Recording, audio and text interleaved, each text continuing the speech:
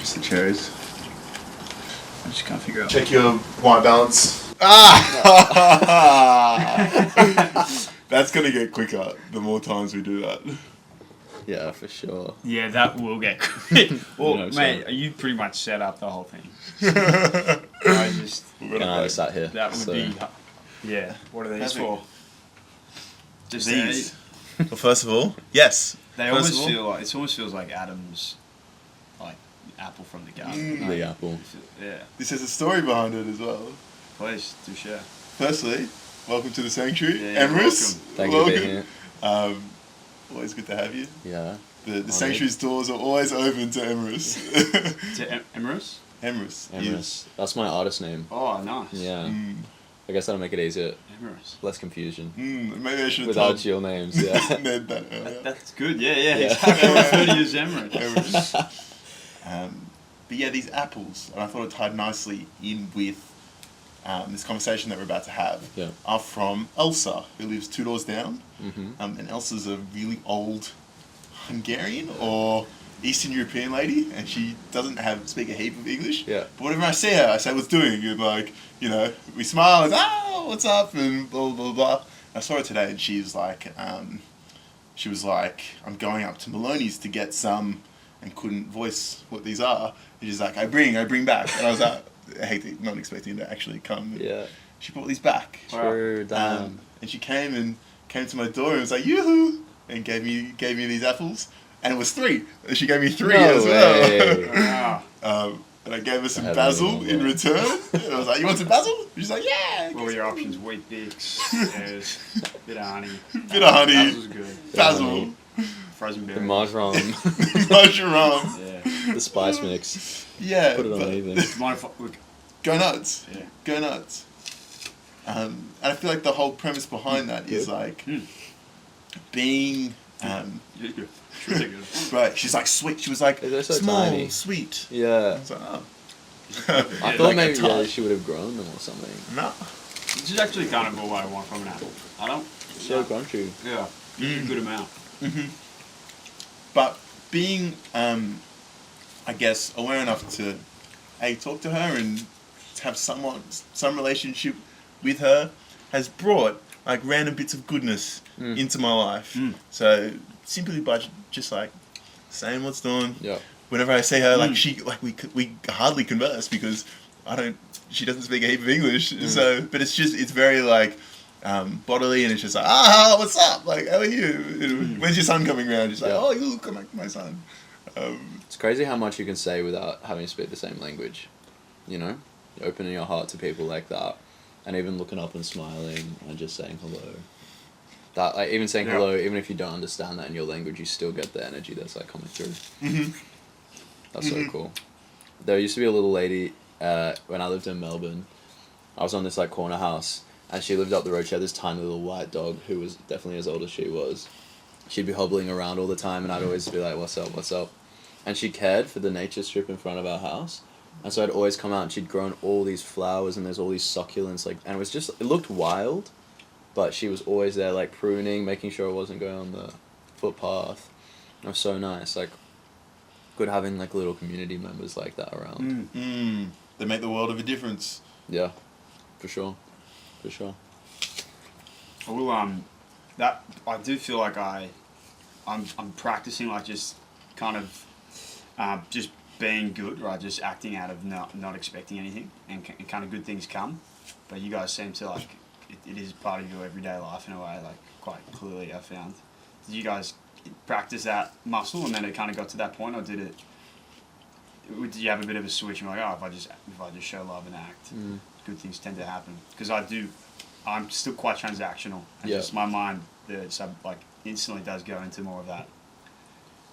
Well, like you're like noticing yourself doing something because you're like, this is the right way to do. I'm noticing myself. What am I going to get from this interaction? Okay. Like I'm being kind. It's like, well, because I kind of want her to give me cookies, like, right? She bakes. I want fucking cookies. Like that's it, rather than just the pure. Just for the sake of it.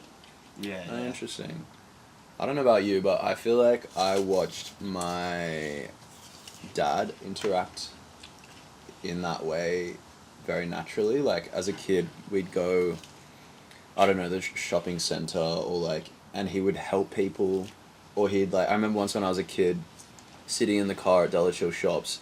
I'm in the car, my brother's in the car, my mum's in the car, and I see my dad out on the street having some conversation with some random woman he's just run into. Anyway, turns out, I don't know how he figured this out, but she needed to get to a train station, and so then like a minute later this woman and her mate are jumping into the car with us and we're driving her down to this train station.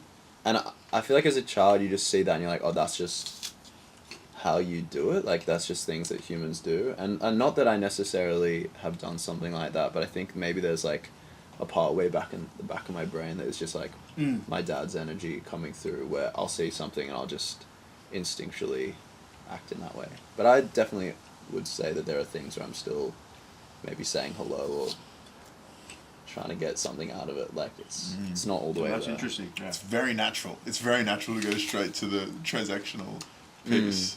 I'd almost say because like transactionally, you're trying to get benefit from it. Like that's why we do that transactional thought process. Yeah. But being just kind without wanting things in return, you will always get more from that than from a transactional mindset. Yeah. So if you're looking for benefit and advantage, like you're gonna get more from just being kind all the time without. So And like, trusting that it's gonna come back. Yeah. And like relinquishing that.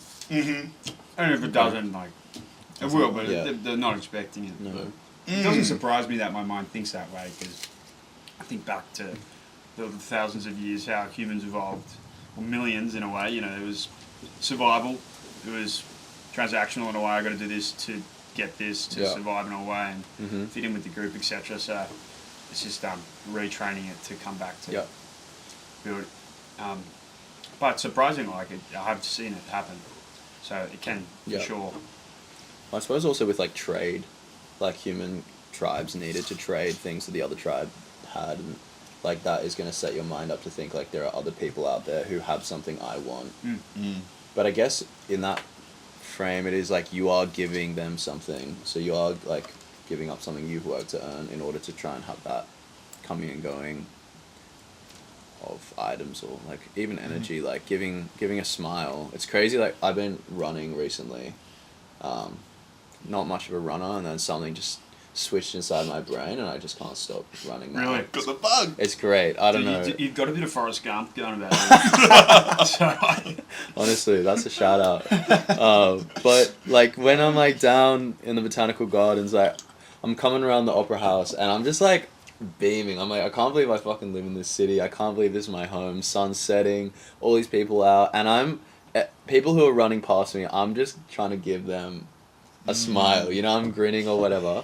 And like most people just like straight ahead, like they don't want to make eye contact with anyone. Yeah. Some people see you and they're like, oh, and then there's the people that like you hit them with a smile and they're like beaming back at you, and then you're just like, all right, and you just start running faster and harder because you got all of that endorphins. And it's like I was feeling good, but as soon as I saw that energy like bounce back at me, I felt so much better. So Compounds. Yeah.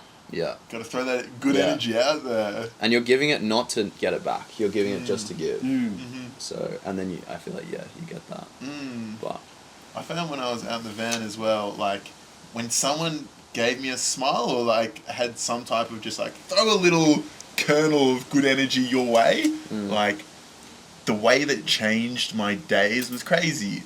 And maybe that was a factor as well. I didn't have a heap of, common human or like friendly human interaction, but that translates into normal life now. Like you'll be surprised how much a positive interaction with someone can change their day. And like you being nice to someone in some respect, like it always sticks with me. Those interactions always stick with me. for sure. And like it's just the little things you can make a motherfucker's day. Yeah. You can make their day. They'll go home and tell their wife. They'll go home and, at the pub, they'll be like sitting there, yelling their friends, and there's this guy I was running past. You get him with a big smile. For sure. Do you find that you're becoming more aware of other people when they're in need of that?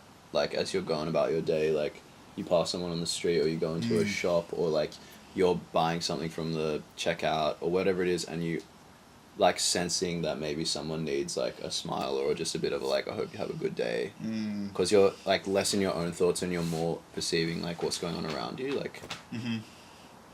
I feel like I've got a better sense of that now, and a better sense of just being like, let's, regardless of what I can kind of sense or like what's going on, let me give the good energy, and because people always hide their sadness or they're having a tough day. Yeah.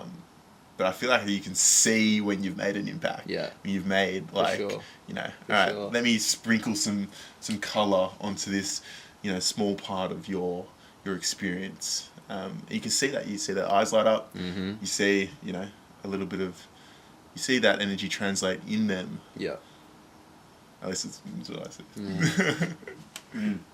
I like what you said at the end, how you framed that question with when you're less in yourself, then you can kind of notice. I do find that, like, when I'm in myself and quite, like, just thoughts, self-centered thoughts, it's difficult for me to gauge Yep. the energy of others, or... You miss things. I miss things, Yeah. like, I can't... But when I'm out of that, and just, like, focusing on engaging with the world, things come a lot more fluidly. You're, like, interacting just a lot more beautifully in sync, and your interactions and energy with people is just so much different. Like, I don't know, I find doing a run gets me into that state.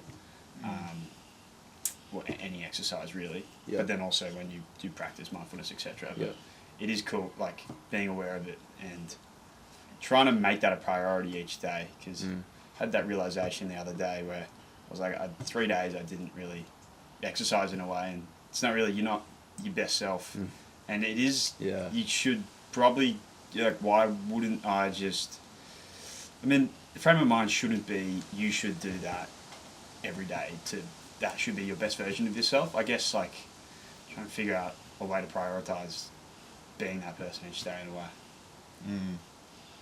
Like, does that make so? Yeah, getting in that state of mind and not being self-centered is how I want to operate in the world. Like, how do I just make that my lifestyle? Yeah. You can craft that though. You can craft. I have no excuse. Yeah. Yeah. Exercise. Fucking Exercise and meditate. Bang, tick tick. But you have to have the right intention, because even with meditation, if you're just going into it to try and, I don't know, have peace filling up your soul or whatever it is, and you sit down, you boom boom boom, and you're closing your eyes, and you're just like gritting your teeth through it, like, that is, it's sure, like, good for the discipline of sitting down every day to do it, but there has to be, like, an intention when you go into that, and that's something I've been trying a lot more recently, because my cousin was speaking about prayer and how he has, like, meditation and then he has prayer, and even though they're very similar, where you're sitting down and you're having quiet moments, prayer is all about the intention and where are you sending the energy, or what energy you're trying to cultivate within yourself, and often meditation is then the, like, going into the quiet and letting kind of the universe sort that out. So I think with the practice that I'm trying to do is, even this year my mantra has just been effortless non-action. So what happens if I'm moving through each day and each moment and doing, not just like sitting back and being like hands off the wheel, but kind of following, like, what is the most, like, effortless thing in this moment. So if someone calls me up and says, do you want to come to this thing? And I'm like, it's easy to get there, sure, let's do it. And even if it's a scary thing to do, it's like, I have to follow that because it's simple and smooth. And I think the best metaphor for that practice is, like, when you're at the beach and you go out onto the headlands and you jump off the rocks into the waves. Yeah. And you're just swimming about in the deep and you're like, all right, I got to get back up onto the rocks now. And the waves are coming in and they're washing up against the rock. And you have to kind of time it so that the wave brings you up and you can grab onto the rock. And if you miss it wrong and you mistime it and the wave starts to pull you back down, if you hold on, because you're like, I've got to hold on to this, it's just going to drag you down the rock and you're going to get hurt. So it's almost like you got to be like, this is not the time, and let go. And just wait until the wave brings you right up, you grab on and you can climb on up and out. And so I think things like that, intention when I meditate, it's like just thinking, what are all the ways in which I can bring that effortless non-action into my day-to-day life. And so having that intention when I meditate has really helped give meditation like a bigger purpose than just the like, sitting down, getting annoyed because I haven't done the practice or something like that. So I love that. yeah, I love that. It is that effortless. It's in that flow and with as opposed to against. yeah, because if you're pushing up against things, You're gonna get scraped down the rock. Yeah. Yeah. which is gonna suck. But A question I would have to that is, what if you're going through a day and nothing's effortless, and do you like, is there some inner friction like, God, why can't I choose the effortless? How do you? well, that? I guess so. That's a great question because you're also still having to act. Like it's not just sitting back. So if what's a good example? So I'm riding to work on the Vespa. It's raining. I'm already late, and the Vespa breaks down. The effortless non-action is I still have to push this thing to work, and I'm going to be late. That's going to be hard work, but if that's the only path forward, then I just have to embrace that. And that embracing makes it effortless because in that moment you're like, but this is easy. All I have to do is push this thing along. Or maybe I'll leave it on the side of the road. I'll come back another time when I'm in the area or when it's like right to do so. And obviously you're going to have days where it's like mad. Terrible things are going down or like... And I'm fortunate enough I haven't had to experience that yet, so time will only show. But I think it's like how quickly can you come into the like mindset of what's the only way forward right now, and how can I just like be like, okay, that's it, all good. I'm just gonna have to go in this direction and flow with that. Because the I guess the resistance comes when you go, I don't want to go that way, or like I want someone to solve this for me, or this is too hard. It's like it's in the mind that is kind of holding you back in that way. Yes. I guess if that answers your question. I've kind of felt myself, and I completely agree, but like I felt myself in like down the rabbit hole too far sometimes, that it's like it's very hard to snap back in and be like, everything's gonna be alright, and what's happening is sweet. So I empathise in the way that it's like sometimes it just takes time to get out of some dips and some ruts. Yep. And for me, it comes in waves as well. Like it'll come in seasonally or rhythmically in waves where it's much harder to be present and aware and good and let go and accept as things unfold. Yep. And neurosis sneaks in and you sink down a little bit. And you can't, like, in those moments, it's very, very difficult to be aware again and be awake again and to try and live fully and wholly in the world. But I always come out of it. Like always, this will pass. It does pass. Yeah. And then I don't know. I guess you just go back. Yeah. I haven't yet come out of it and not gone back yet. So Yeah. I wonder if they get. Maybe the trough is going to be really low next time. Yeah, like that's what. How to long just keep going. are some of those troughs? Like how long are you in that state of struggling to be aware? It's been 3 days. I don't know. It was first, 20 years of my life, I reckon. Yeah. It was the first trough. Yeah. And then, came out of it. But, like, nowadays it's normally, a couple of days, maybe a week. I've had some tough weeks. You have some tough weeks where it's like, you're not hopeful and you're not nothing. Yeah. You're the worst at your craft. Yeah. And I got no money and I got no food and it's all going downhill. Yeah. And obviously that's a lot of false talk in your head, but I am quite a neurotic person naturally, so that like those constant stream of thoughts eventually kind of anchor me and pull me down. But you always come out of it. Always come out of it. And I always learn something from those experiences and always become more aware totally. Yeah. Like in if you add it all up. Yeah. I feel that. It's always like I feel like you learn a lot in the valley. I always think about like peak of the mountain and then you're back into the valley. And like the mountain is like that. So it's actually like a massive climb to get up to it, and then it's a beautiful view at the top where you're like, It's all good. And then you're just down again, straight back into that, like, learning, trenches, whatever it is. And I think there's a beauty in every time you hit that peak, you have the memory of, like, okay, it's all good. I know I'm going to get through it, but you have to, like, navigate. And you learn a lot of skills. And in those troughs in that valley, in the trenches. Don't waste your suffering. No. Yeah, give up your suffering. Don't waste your suffering. Right. Elaborate.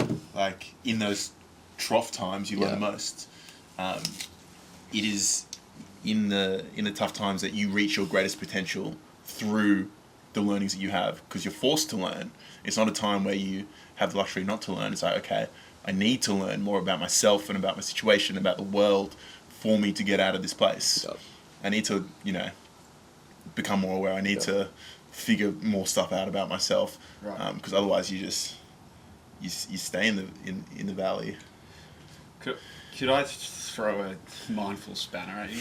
Go. Please. Like, Donk. I sometimes push back against feeling like I'm in a trough. Yeah. I'm at the top, and then I'm in a valley, because I don't love labeling Yeah. where I'm at. Fair enough. And because then if I'm like, all right, I'm in a valley, come on, brother, like, Yeah. let's go, Let's you're get gonna through get through this. it. Yeah, yes. And then you're not really like enjoying anything in the current, because Yeah. you think you're in a valley. And it is, you could argue, I mean, some people are properly suffering, but I feel like a lot of my time when I'm in a valley, it doesn't have to be a valley. Yeah. So I guess, when are your valleys, is it a mental, is that just a lack of like awareness potentially, and a mental reframe you haven't done, maybe? I completely, yes, if it was if I was completely aware, everything would be steady state. Yeah. But I also kind of think that, waves are a part of the universe physically, and that you shouldn't label anything like the peak isn't a peak, the trough isn't a trough. Yeah. I think you do go and you oscillate, and you Yeah. definitely go up and down in experiences in lives and seasonally. But it is the labeling of it. It is the labeling of like, this is bad, this is hard. Yeah. Life is tough right now. I guess I'm in a valley. If we were completely aware, if I was completely aware and here and now, like, everything would just be, I'm just here. Yeah. Like, It's all good. I'm broke, I got no food, people are knocking on my door, like, I've got no work next week. It'll figure itself out. And it has. Yeah. But in those moments, I don't know, I guess I'm still stuck in that trap, and I'm still working through not labeling it and completely letting go. Yeah. Yeah, that is a good point. I think I still get caught in labeling things when in fact, like, the peak or the valley is as simple as just realizing, I'm labeling things. That's the valley, is like you're labeling things again, and the peak is like coming into that awareness of just letting go. And I think we as humans want to categorize and label everything, so which is why I think we make it so hard for ourselves, because we make it fucking hard. Yeah, we have all these stories about why things are the way they are, and this is how this should be, but actually, like, letting go of all of that makes it a lot easier. It is definitely, I guess, difficult to, because you don't want to be like all toxic positivity, like it's all good all the time. Even if I'm like being burnt alive right now, it's like I'm chilling, love this.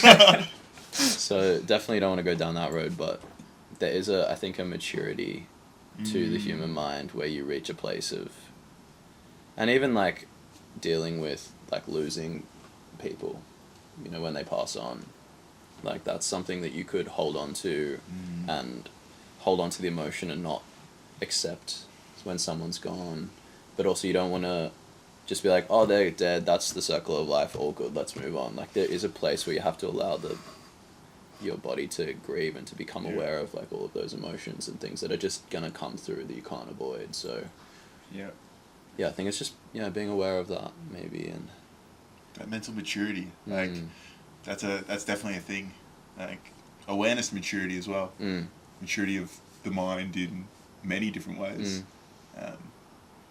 Everyone's at a different spot. A question I've got for you then, Nelson, which this kind of conversation is based around. Yeah. Because Ned came to me with the idea about how interesting people, or people who are aware, are examining interesting things in their life. So get people who are more aware around, and we talk about what they're examining in their life. Yeah. So what are you examining lately? Well, it's interesting. I was thinking about this a little bit today.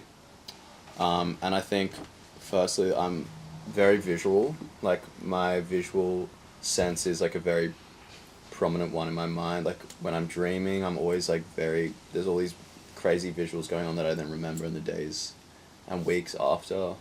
And with painting, I feel that I am now having to notice, like, color, shadow, the world around me in a completely new way, because if I want to understand, like, how to make something look a certain way, there's like color is indicating depth as well as, like, the direction of line. And so even just a simple one today, I'm trying to paint a stone house set among some trees on a little beach, and I'm having to, like, I'm walking around the city and I'm noticing, like, how does stone look from a distance, because this house is, like, set quite far away, and I'm like, I want to make sure it's still detailed but not too detailed that it looks like it's up close and miniature. Because if you have something that's really hyper detailed in the distance, your mind actually thinks, oh, that's just a tiny version of a thing, and that's actually really close. But when you have less detailing on something, you just your mind goes, oh, that's further away. So I've been loving how much painting is a form of magic. It's an illusion. And so I'm having to, wander around the world, looking at color, looking how light changes, looking at how it's not like black and white, it's like so many different shades of grays and greens and blues, whatever it is. So that's kind of, I think, the main thing I've been visually aware of at the moment. That would change your experience as well, because you're no longer looking at the world from a lens of, like, oh, here I am, I'm in this room. It's like, no, there's 3 light sources creating shadows, and how does that... Like, you'd be like, oh, that's cool, Yeah.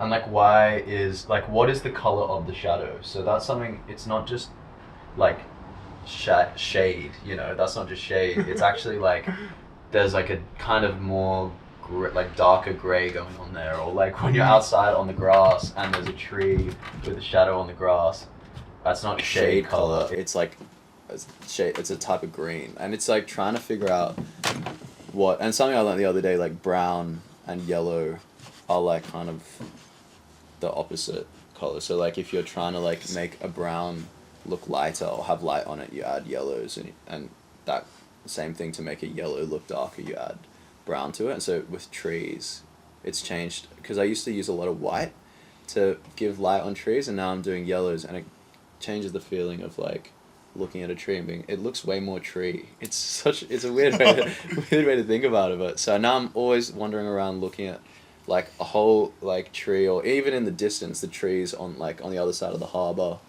how are the shadows in there affecting, like, how am I going to be dotting color in a way later on that's going to give that same effect. So it's funny. I've, like, always been noticing things, but to what we were saying before, when I started reading The Power of Now a few years ago, there was this section in it which was a meditation on just observing. Just don't think, just take in everything in your view, and don't focus on any one thing, and just let everything that's in your field of vision just come into your mind. Don't judge anything, don't even name anything, just let it all be and see what looks like what, or what changes. And I feel like that made me suddenly see trees in this completely new way, because I suddenly noticed the way that the wind was causing them to, like, ripple. And so I don't know, it's kind of beautiful. I find, like, having a craft and, making stuff makes you more aware of the world in that way.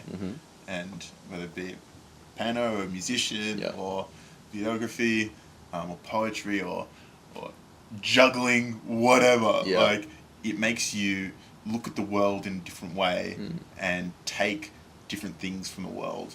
Normally, like, have a more acute sense of what goes on in the world, because you're looking at it in a little bit more detail. It's not, you know, as a kid I was so like laissez-faire, and you're in the world but you're not actually in the world. When you actually have a little bit of a closer look, you're like, wait a second, what's going on here? Wait a second. Wait a second. And yeah, that's really grown for me to the point where it's like, now you can't like disregard these things. It's like, oh, once the veils have been lifted and like you start seeing more about the world, it's like, there's just so much, there's so many more layers, there's so much depth, there's so many more things going on in the world. Let me make some stuff about that. Yeah, for sure. I know it's kooky. Are there any other examples of that? I mean, through painting and colour, you've changed your observations, but through music or any other artistic ways you've looked at work? Music, I think that's changed how I hear, and it also changed my ability to hear individually from each ear, and kind of be more spatially aware of where a sound is coming from. And so a big moment for that was, I remember being in the studio when we were recording our first album, and Nick, who was producing the project we were working on, he like put these headphones on and he was like, listen to this, and he had a song playing, and like it was evenly, I think, panned to each ear, and then he just widened the sound, which essentially gives, I don't know what the technical thing that's going on here, but it literally makes it feel like it's coming from over here. And I felt in my ears the sound, like the music, go from here to like out here. And it bugged me out so much, because I was like, how can you, it's still coming from the same place inside the headphones. It's not like the sound is suddenly coming from over there. It was in the same place, and yet something in the way that the frequency is hitting our ear and our brain is translating that information tricked my brain into thinking, oh, that thing has moved. And at that moment, I feel like I suddenly started noticing where things were coming from in my, I guess, field of hearing vision. You woke up. Yeah. You woke up in a way. It's also very annoying because I'm very distracted by noise now. Like, I'll be like sitting, having a conversation, and I'll hear something, and I'll be like, where's that coming from? Or what's that? So, Wolf? Yeah. Literally, there's that I noticed that a couple of times, seeing there was a... Like what's going... Yeah. What? There's nothing even like, over there. I was like, bro, you just got some neighbours.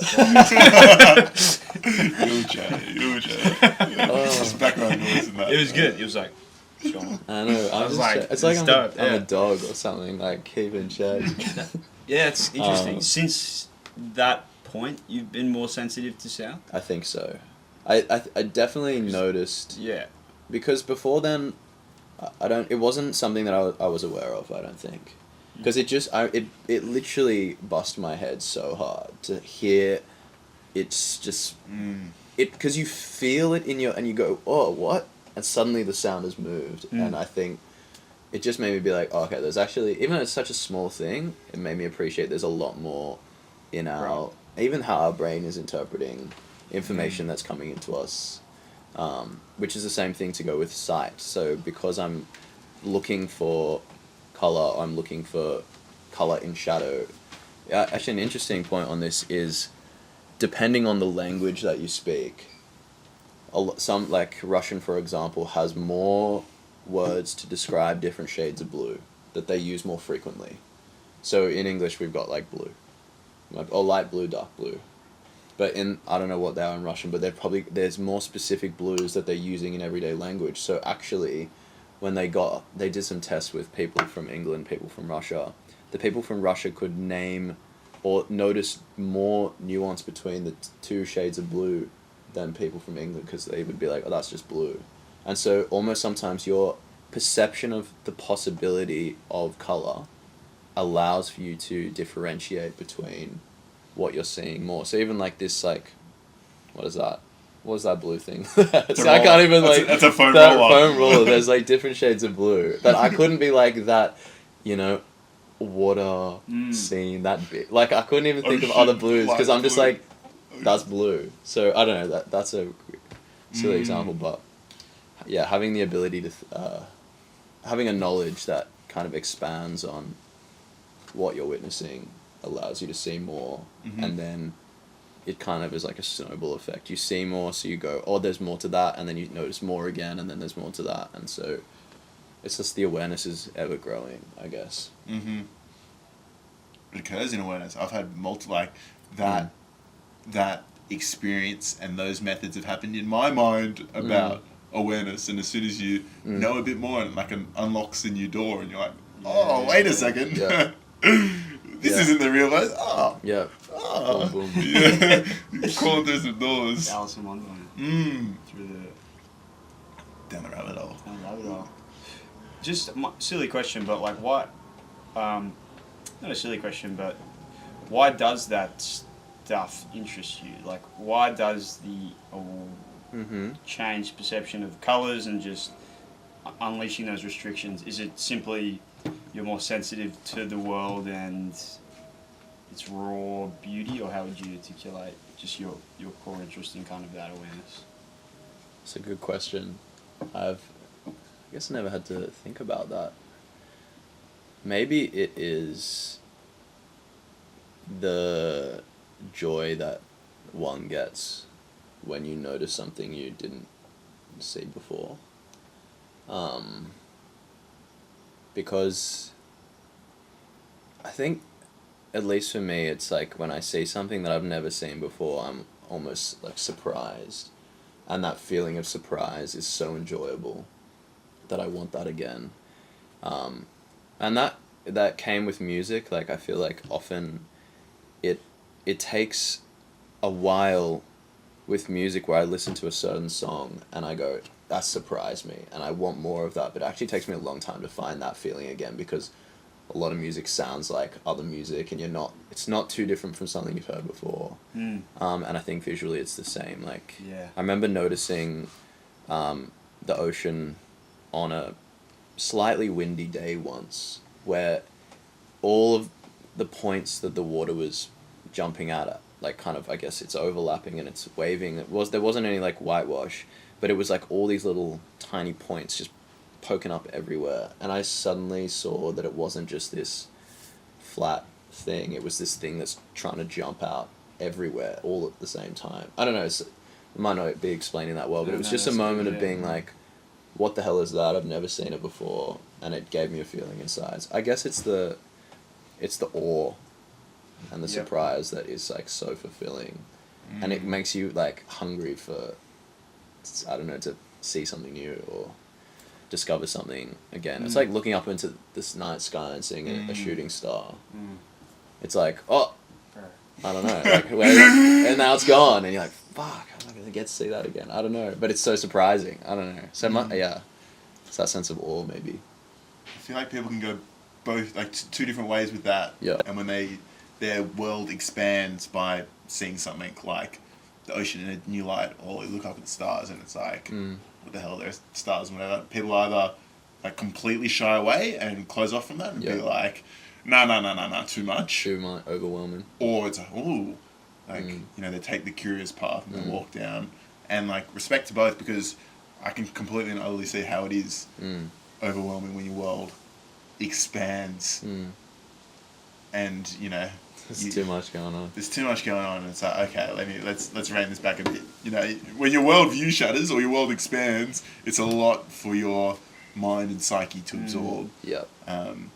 But yeah, respect to you for taking the curious path. Well, do you think though that we all individually have, like, there's like the interests that we were like born with that maybe we've along the way discovered, but like there are things that you're not interested in. You don't know why you're not interested in that, and so we all have our kind of framework, and it's almost like our role to like push the boundaries of what we're interested in, and like really, I don't know.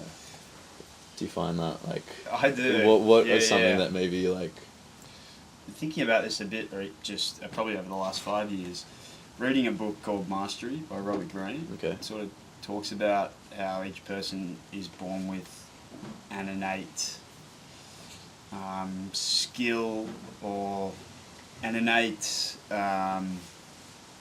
like passion or interest, right? That through society often people don't discover, and it's your life's calling to figure out what that is and then master it, essentially, right? Yep. And Jordan Peterson. Get smited. You just bleed that out. He does. I do. No. He talks about it. I was in Austin last year, and he Yeah, did a cool. lecture, True. and the lecture was about your highest purpose in life is to have an aim, Yeah. right? And he's like, what do you aim for? Yep. So that is the question, right? Yep. And he said, you aim for the greatest possible sacrifice that you could give to the world. Yeah. And what is the greatest possible sacrifice you could give is following your innate calling, right? Giving yourself, like following your true calling, your passion, right? Yeah. That is the best sacrifice because that is the best you can Yeah. give to the world. Because you're the best at doing that. And that is the Yeah. best contribution you can make. And that is the highest possible aim, and that is ultimately like the purpose. And Beautiful. so that resonates, Mhm. and I do.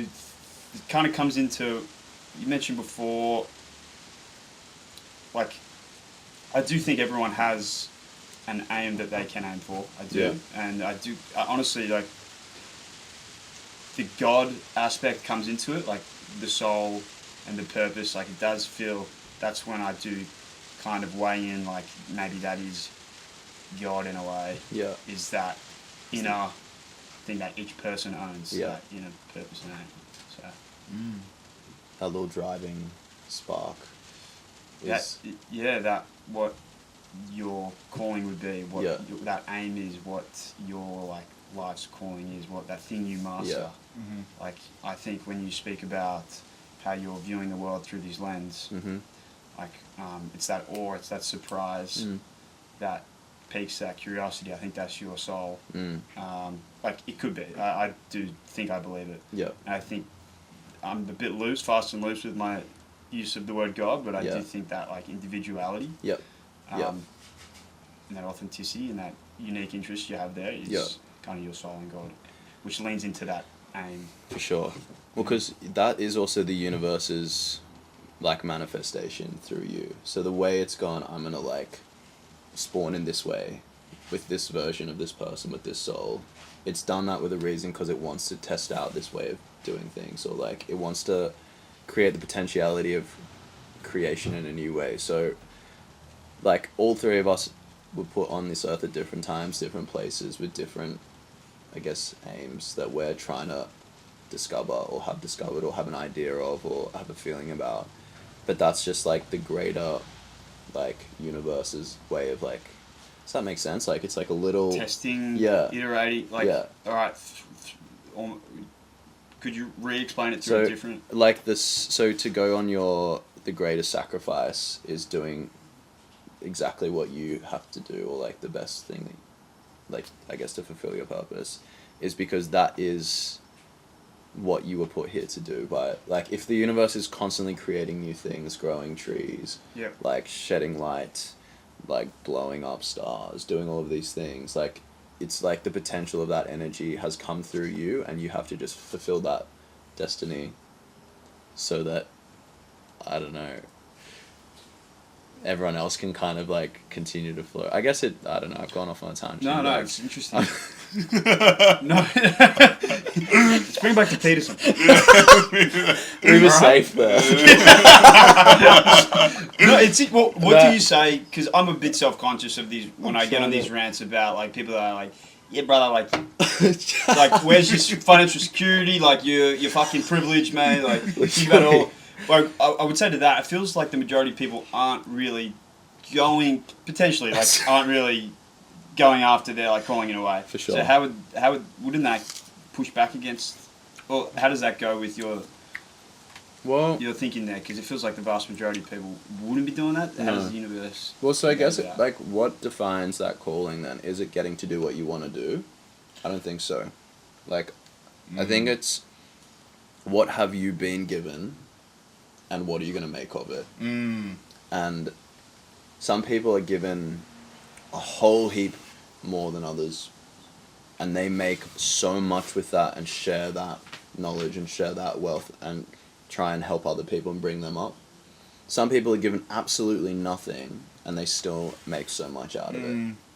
If it's like just being a good person in the community.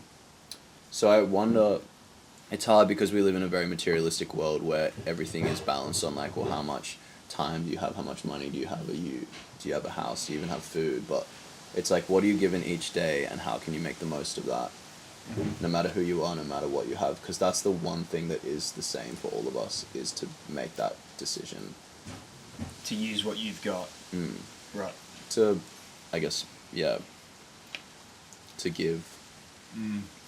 Yeah, I would add to give back to the world to that. Using what you've got to find a little bit of fulfillment as well. Yeah. You find fulfillment when, and almost only when, you follow your path and you try and align yourself with the universe to be able to give back what you're meant to give back, which is normally what you should be mastering, and that's like what your soul is like. It's the magnet. Yeah. It's the magnet that pulls you places. Like that's your soul. It's me or you sitting down in front of an easel and a canvas and be like, this feels good. Yeah. Like it doesn't feel good all the time, but it's like the process and all of that. Or someone who's a doctor is like, okay, I weigh all this up and like, how does it make me feel? If they resent it, it's like, okay, that's not your calling. No. If it makes you feel good, it gives you the fuzzies, it gives you, it's an overall positive experience. Yeah. It's okay, I'm in alignment. Yeah, I love that word. Alignment. Yeah. Alignment has I feel, like going back to the magnet, like magnets align things. Like when you're in alignment with the universe, you're riding that wave. Yeah. So I'm not fucking fighting against this. Yeah. For sure. I'm on that wave. Let me ride with that. No, I feel that. It's almost like your consciousness is taking each step, and it's like you said, kind of riding that wave, but it's not. It doesn't feel like it's questioning what it's doing. You kind of operating, and the path is that. And I put that alignment, I put that riding the wave to following your aim, and I think it kind of flows into that. And when you feel, I think you can feel when there's obstructions. So I feel like, and that's when you kind of, okay, I'm maybe not acting in alignment, and there's some, it's interesting. I truly and utterly believe that everyone has a specialized, unique skill or something to add to the world, and they have to, like, their life's purpose is to find that, and you will know when you found that. Yeah. It is an it, not it. Yeah. It is binary. It is like you need to iterate through a bunch of things to find that, but you need to be aware enough to be like, this is it or this is not it. And I guess that's also like for a moment in time, things can be it for a period of time, and then not become it again. Seasonally, rhythmically, but everyone's got a calling in them, and I'd love to like have a little like tool where you could just like lift up something in your chest and be like, oh, that's what your thing is. Oh, that's what your thing is. You're in the wrong thing, brother. Yo. That would be really cool. I would thoroughly enjoy that. I know, it'd be very useful. It'd be very useful. Good video content. If you could like animate that, it'd be interesting. It's a good idea. What if a viewer says, one of the hundreds of viewers we're gonna get, hundreds of thousands. Yeah, there's 1 billion people in China, mate, and 95% of them are in poverty.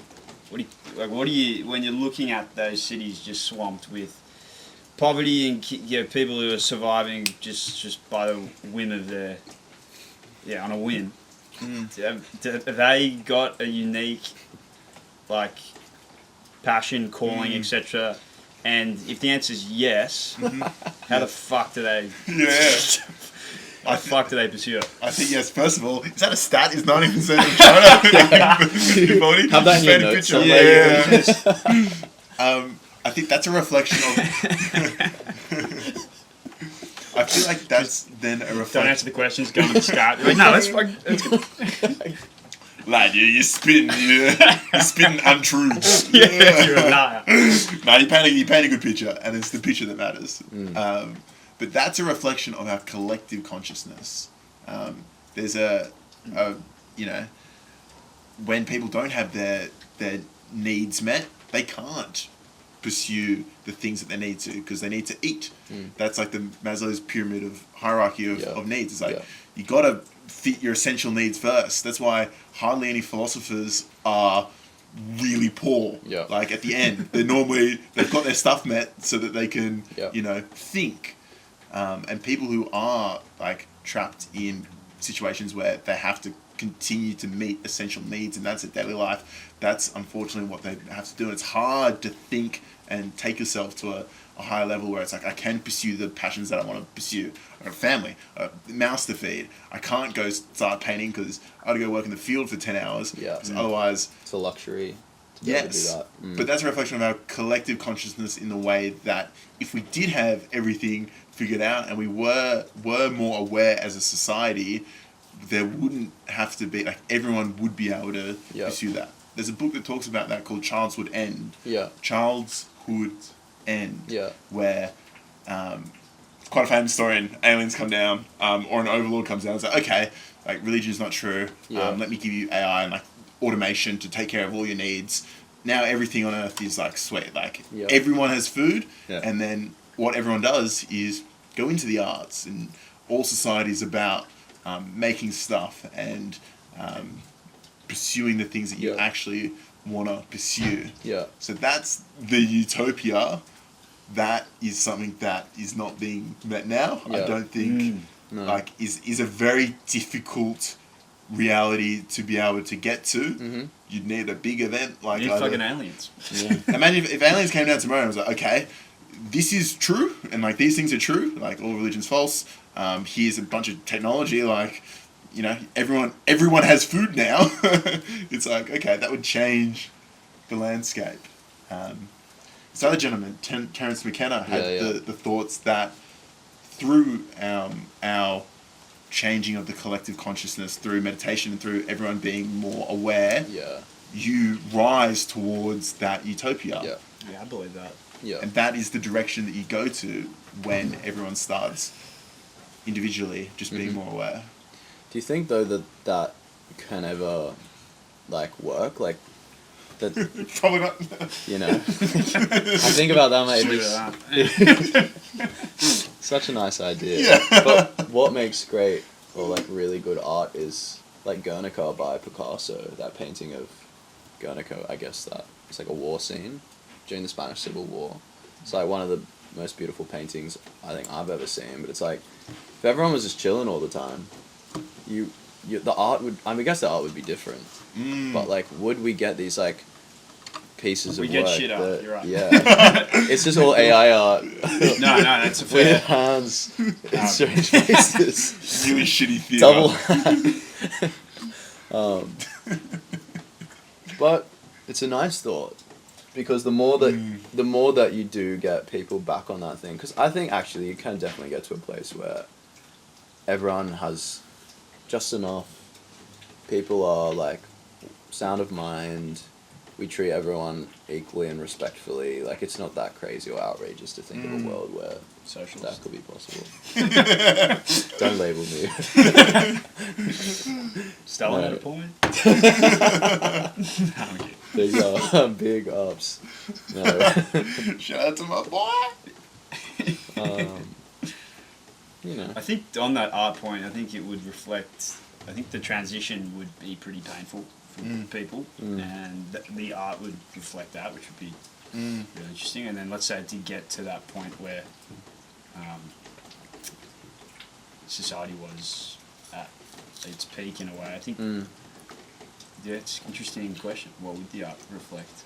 I think it would That's like strange. would make stuff would make probably cooler stuff. Yeah. Like art is a reflection of the world around us. Like For sure. instead of reflecting the pain of Yeah. war or suffering, Yeah. it would Just reflect. the beauty. Suffering would still be around though. Yeah. Of course, Like, always.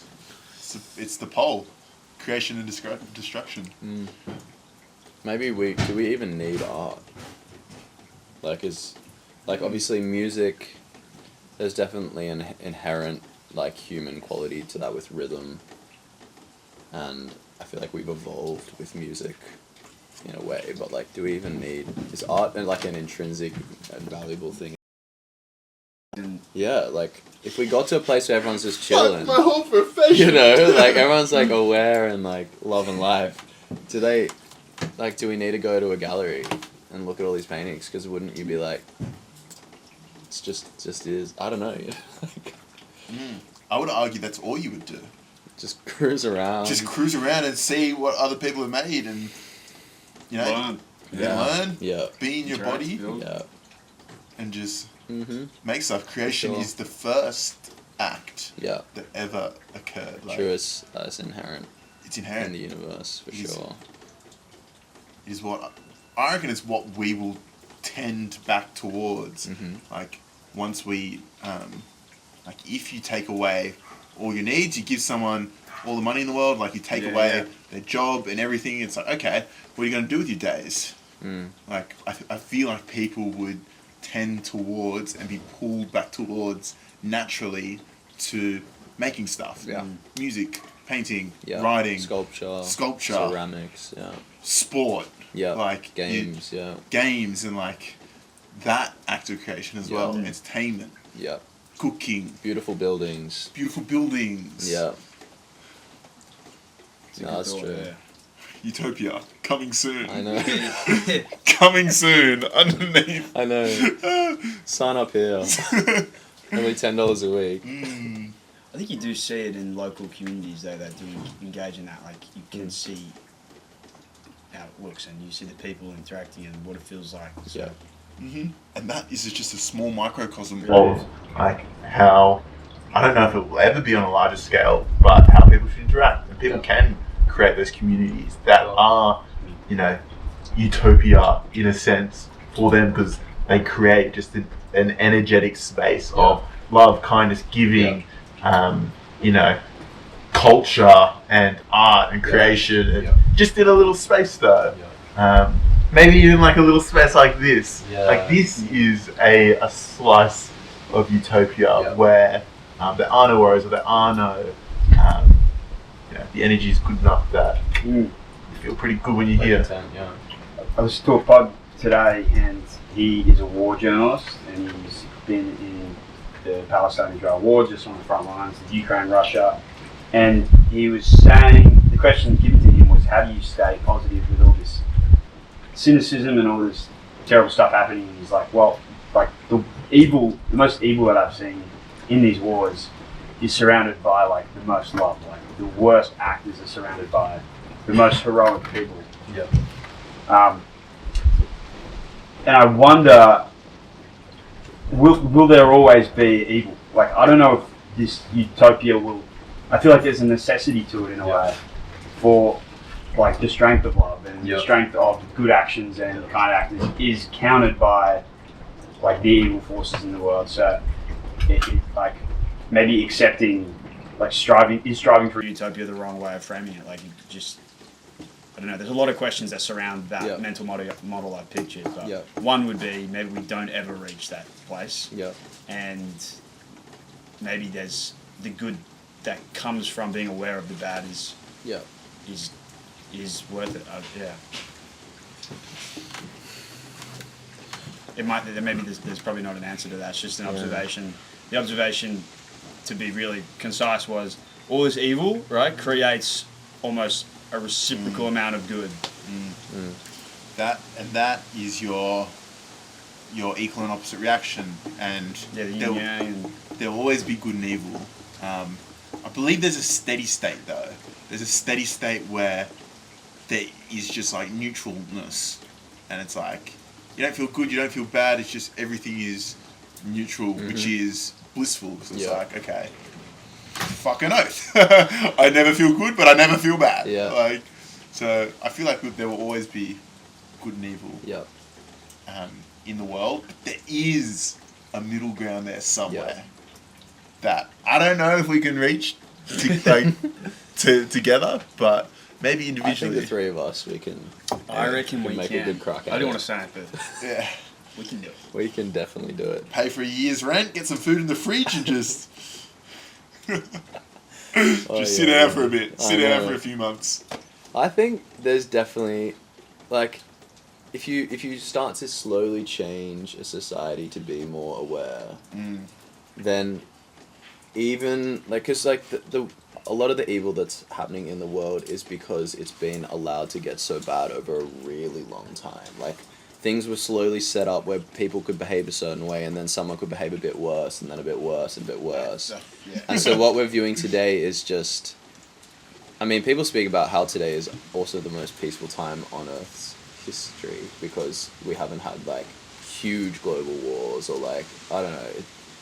It's crazy to think about, but we only have our frame of reference. But, like, if we slowly start to, and I think that this began again in the 60s when people started waking up a lot more, that shift has allowed for us to be sitting here having this conversation about awareness now, and that maybe in another 50 years, because of just the way that we're carrying ourselves and the people that we're associating with and listening to or reading, how they're changing minds slowly bit by bit, that we could actually get to a place where the balance is, Yeah.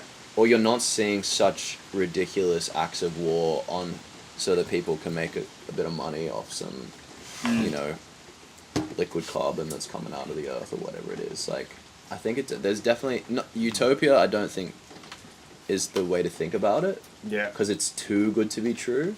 But when you start with just yourself, that you can create a utopia within yourself, because that's the one thing you're like, okay, well, if I can sort out all my demons, I'm not judging myself, I'm not speaking horribly to myself, I'm loving that inner child, becoming aware of how my body feels in certain situations. So I'm like, if I'm tired, maybe I won't go out tonight, and maybe if I did go out, I'd be grumpy and annoying. Like, just if you could figure out a way of learning all those things, becoming aware that maybe bit by bit you could influence it for the better, or 100%. Yeah. And that, I reckon that has domino effects throughout society. Like, I feel like I've got Definitely. Yeah. and I've got motifs in my poems of speaking about, you know, you change the individual consciousness to change the collective. You start changing individuals by talking about things like mindfulness and awareness, spreading that around, getting people to be more aware. In just your little community, I reckon that has humongous domino effects, Yeah. and that shit spreads. I will say, and vice versa, which is like to your Yeah, point, yeah. which is like the lack of awareness and the like little bits of greed, and it's starting off one person into another has like, why are we so quite fucked at the moment? Probably because of those small interactions over the last thousands of years in a way. Yep. So I guess it's an argument. The proof of your point there is in the pudding right now through the vice versa. And I feel like Good pudding. with and with the like amount of information that you can get, you order this book, it comes in a day. Sponsors. Shout out Ram Dass. Sharon does. Some bloke will, like, you talked about the book Awareness by Ray DeMille. Anthony DeMello. Anthony DeMello.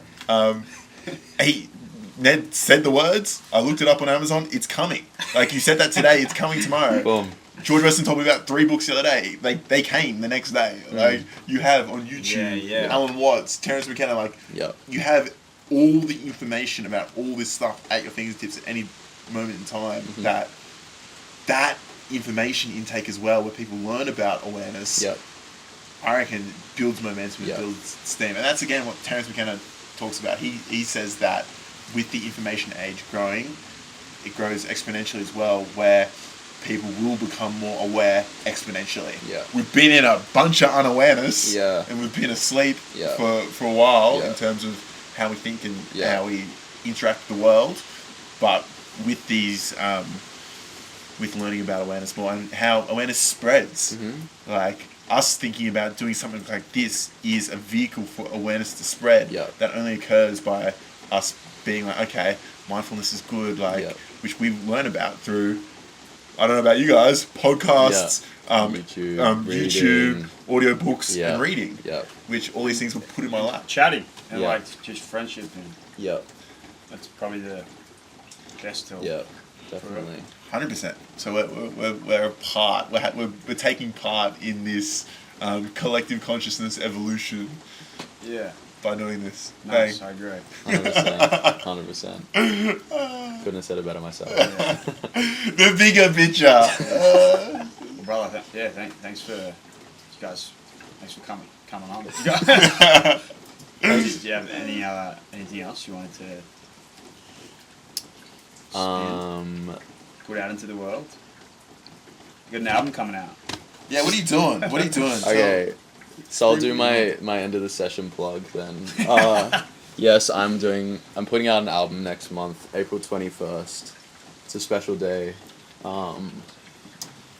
The project is about dealing with your inner demons, the devil on your shoulder, and how the many ways that can manifest, and how you can be aware of it, and you can witness it self-sabotaging, you can witness all of these things going on, and yet you still allow it to get you down. And so I think the music was just a way of like coming to terms with that, realizing I was going through a big stage of rebirth, and just letting all that emotion flow through me and get it out into song and let it be free. So it's called The Death of Phoenix Springs. It's like probably the best, most cohesive work I've ever made. Nice. Let's go. It's all recorded. All recorded, all mixed, all mastered. It's all sitting somewhere in the ether waiting to be released onto streaming services. Wow. In little ones and zeros. And I can't wait. It's been a beautiful year working on this project. I've made so many friends because of it. This man sitting next to me, if I hadn't started working on this project, I wouldn't have.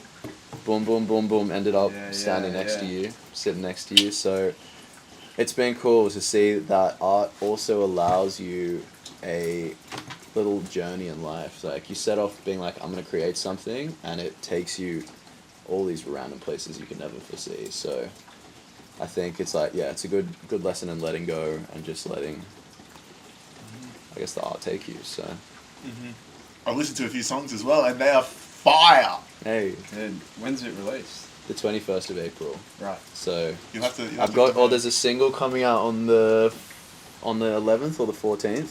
Which one? It's called Basket Case. But yeah, I played it the other night. But yeah, there's 10 songs, and it's one of those things when I started making music.